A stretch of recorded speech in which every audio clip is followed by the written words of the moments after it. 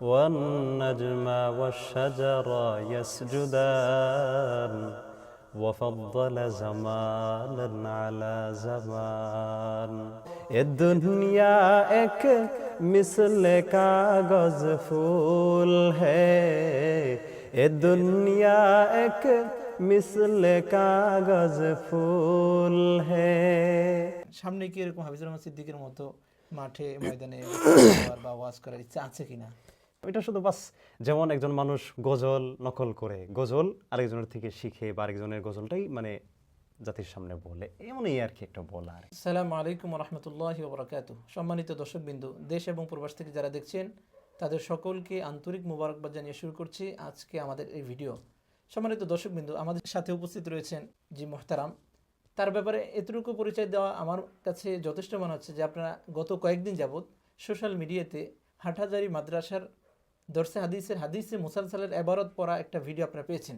সেই ভিডিওতে এক ভাই সুন্দর করে হাদিসের নির্ভুল এবারত পড়েছেন এবং সেই এবারত পড়াটা পুরো তৌহিদি জনতার কাছে, বিশেষ করে আমাদের কাউমি ছাত্র ভাইদের কাছে মনোমুগ্ধকর হয়েছে এবং খুব আমরা এটাকে নিয়ে প্রাউড ফিল করেছি।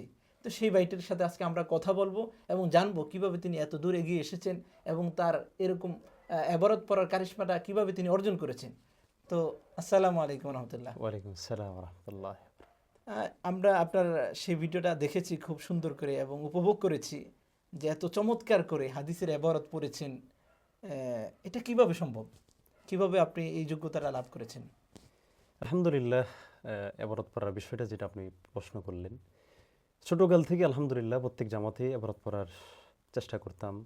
ওস্তাদরা দিক নির্দেশনা দিয়েছেন, সেভাবে এবারত পড়ে আসছিলাম। তাছাড়া হাটহাজারী থেকে মানে এবারত পড়ব, এখানে উদ্বুদ্ধ হওয়াটা হলো আমার আম্মুর কাছ থেকে।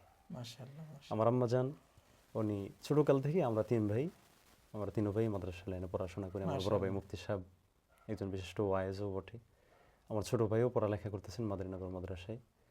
তো আমাদের তিন ভাইকে আম্মু ঘটনা শোনাইতেন। আমার আব্বাজান রহমতুল্লাহ আলাই, উনি যখন হাটাজারিতে পড়তেন তখন তিনি মতন পড়তেন। আর ওই সময় নাকি মতন পড়ার সিস্টেমটা এরকম ছিল, আপনাদের পুরো পরিবার মনে হচ্ছে আলেম পরিবার। আলহামদুলিল্লাহ মাশাআল্লাহ আপনাদের দোয়ায়।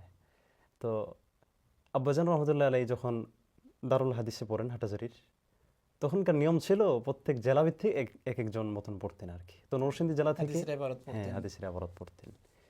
তো নরসিংদী জেলা থেকে দায়িত্ব ভারটা ছিল আমার আব্বাজান রহমতুল্লাহের উপর। তো সেখান থেকে আমার একটা মানে আশা আগ্রহ, একটা আগ্রহ কাজ করতো যে আমি হাটাজারি থেকে ইনশাল্লাহ আব্বাজান রহমতুল্লাহের ওই স্থানটা দখল করবো, এই আর কি। তো তারপর আলহামদুলিল্লাহ গেলাম। বছরের শুরুতে যেহেতু আমরা নতুন ছাত্র, অনেক ছাত্র, সেই ছাত্রের মধ্যে থেকে প্রায় 3000 ছাত্র ছিল। সেখান থেকে আবার মানে সবচেয়ে কষ্ট লাগার বিষয় যেটা ছিল হাটাজারিতে যাওয়ার পর, যে সিরিয়াল পরে হওয়ার কারণে ভর্তির মানে সিরিয়াল যেটা অনেক পরে, এবং মানে ক্লাসে বসার জায়গাটা একেবারে দরজার সাথে মানে পিছনে, একেবারেই পিছনে। অনেক কষ্ট লাগলো যে কি আশা নিয়ে আসলাম আর কি হলো। এক সপ্তাহ এরকম ঘন্টা চলতেছিল। তারপর এলান হলো যে মতন পরীক্ষা হবে, যে সমস্ত ভাইয়েরা সুন্দর এবারত পড়তে পারবেন তাদেরকে আগে দেওয়া হবে।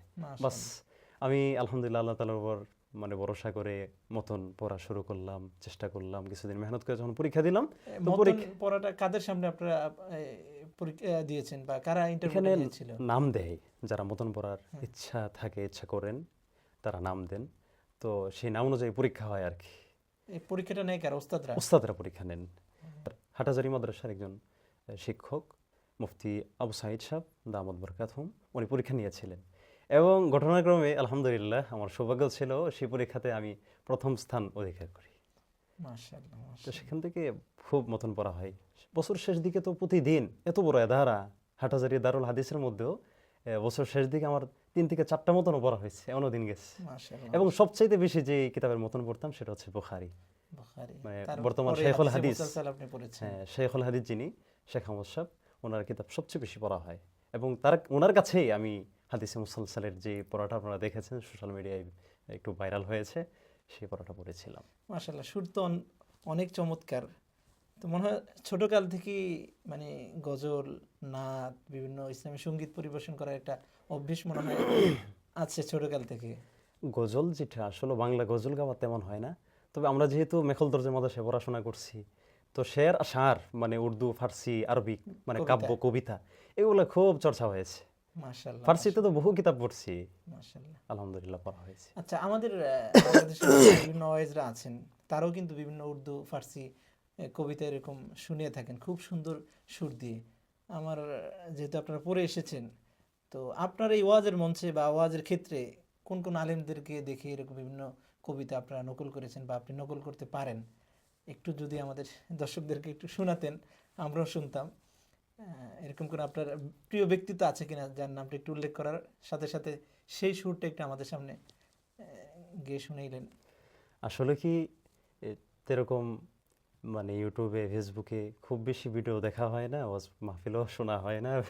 তবে মাঝে মধ্যে এই মানে শের আশার বা কবিতা এরকম শুনতে চাইলে এ, আমাদের মোহতারাম হাফিজুর রহমান সিদ্দিকী সাহেব, মাশাআল্লাহ, হাফিজুর রহমান সিদ্দিকী তো বাংলাদেশের ওনার জন্য। মানে শের আশার গুলা মানে আমি টান দিলেই যেন চলে আসে এমন আর কি। আল্লাহু আকবার, তাহলে তো আমরা আরো বেশি শুনতে আগ্রহী।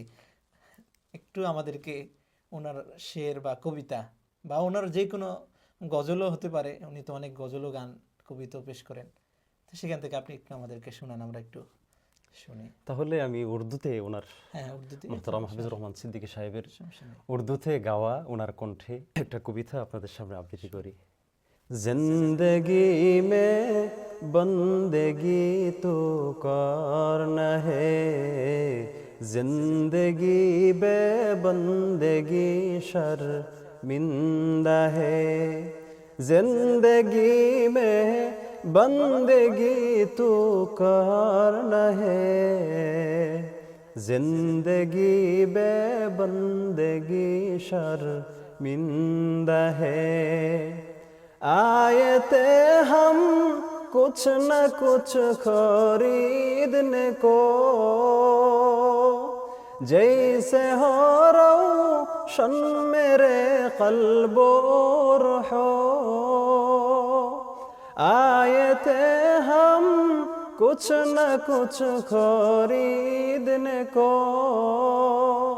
जैसे हो रोशन मेरे कल्बो रूहो, वरना कोई चारा दो जहा में नहीं, वरना कोई चारा दो जहा में नहीं, दुनिया में हो दुनिया का तलबगार न हो, दुनिया में हो दुनिया का तलबगार न हो, बाजार से गुजरे हो खरीदार न हो, बाजार से गुजरे हो खरीदार न हो, ये दुनिया एक मिसल कागज फूल है, ये दुनिया एक मिसल कागज फूल है। মাশাআল্লাহ, অত্যন্ত চমৎকারভাবে সুরিত কণ্ঠে আমাদেরকে কিছু কবিতা শুনিয়েছেন। আসলে আমার যতটুকু আশা আপনার ব্যাপারে, এবং দর্শক ইনশাল্লাহ বলতে পারবেন, ভবিষ্যতে ইনশাল্লাহ আপনি হাফিজুর রহমান সিদ্দিকীর স্থানটা আমার মনে হচ্ছে ইনশাল্লাহ পেয়ে যাবেন। হাফিজুর রহমান সিদ্দিকী কিন্তু বয়ানের আগে অনেক সুন্দর করে খুতবা এরকম দিয়ে থাকেন, পড়ে থাকেন। তো আপনি একটু খুতবা যদি আমাদেরকে শোনাতেন দর্শকদের জন্য। আসলে উনি খুতবা শুরু করেন আর কি।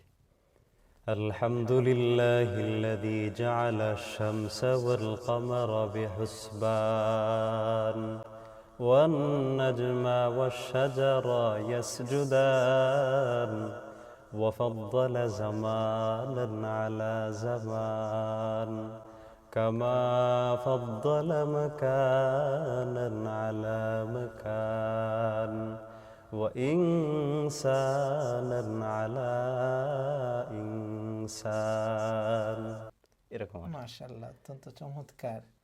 আসলে আপনি ওনার কবিতা আবৃত্তি করলেন, তারপর ওনার খুতবা আবৃত্তি করলেন। আপনি ওনার কি পরিমাণ ভক্ত, বা আপনি আসলে ওনার ভক্ত কি না, এই বিষয়টা যদি জানতে চাই। আসলে ভক্তরা, তবে ওনাকে মহব্বত করি, মাশাআল্লাহ। কারণ আমার দৃষ্টিতে কে কি বললো না বললো সেটা অন্য বিষয়। আমি আমার দৃষ্টিতে দেখছি ওনার কথাবার্তার মধ্যে একটা হেদায়েত বা নূর পাওয়া যায়, যেটা আমি স্বচক্ষে প্রমাণও দেখেছি আমার এলাকায়। মাশাআল্লাহ। আমার এলাকার এক ভাই আমি দেখলাম যে ওনার মুখে দাড়ি ছিল না, নামাজ পড়তেন না, মানে চলাফেরা যেমন একজন মুসলমানের হওয়া উচিত তেমন ছিল না। তো হঠাৎ মাদ্রাসা থেকে বাড়িতে গিয়ে দেখি মাশাআল্লাহ ওনার চেহারা পরা দাড়ি, দেখে তো অবাকই হলাম। মসজিদে গিয়ে দেখি উনি নামাজে। মাশাআল্লাহ। তারপর জিজ্ঞাসা করলাম কীভাবে ভাইজান, পরিবর্তন কীভাবে আসলো? আমি প্রতিদিন হাফিজুর রহমান সিদ্দিকী সাহেবের ওয়াজ শুনতাম। আল্লাহু আকবার। তো হঠাৎ করে মানে উনি দাড়ি নিয়ে আলোচনা করলেন, তো বাস ওখান থেকে আমি নিয়ত করলাম যে ইনশাল্লাহ দাড়ি রেখে দিব, নামাজও পড়া শুরু করলাম।